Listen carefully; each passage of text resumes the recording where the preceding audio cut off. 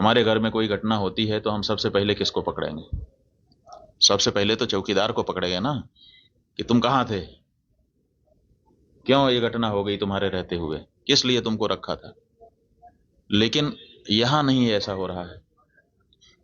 यहां जो है कहते तो हैं कि हम चौकीदार हैं, लेकिन चौकीदारी अगर की गई होती, हाँ चौकीदार अगर अपने काम में पक्का होता है तो उसके ऊपर आक्रमण करके उसको कोई मार दे, लेकिन फिर कहा जाता है कि इस चौकीदार ने अपना निभाया।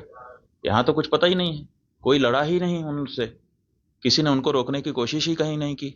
वो आए, घटना की, आराम से चले गए, कहीं पर उनको कोई बाधा नहीं है। कहाँ है चौकीदार? और चौकीदार के बारे में चर्चा ही नहीं हो रही है। अब कह रहे हैं हम उनको सबक सिखा देंगे, हम ये कर देंगे, हम वो कर देंगे। पाकिस्तान की धरती से आए थे। अरे भाई, पाकिस्तान की धरती से आए थे, इतनी जल्दी कैसे पता चल गया आपको?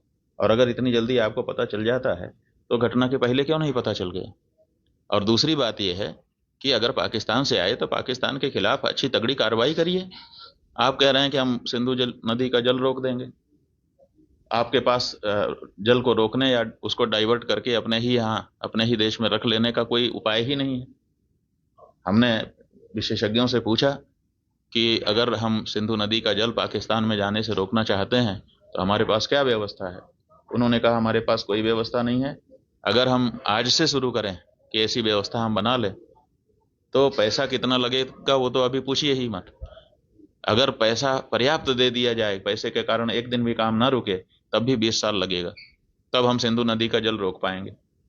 तो ऐसी परिस्थिति में हम ये कह दे रहे हैं कि हम सिंधु नदी का जल रोक लेंगे। और टेलीविजन के एंकर हमने सुना, वो कह रहे थे बूंद बूंद के लिए तरसेगा पाकिस्तान, एक गिलास शुद्ध पानी नहीं मिल पाएगा, खेती नष्ट हो जाएगी, बिजली नष्ट हो जाएगी, ये हो जाएगा, वो हो जाएगा।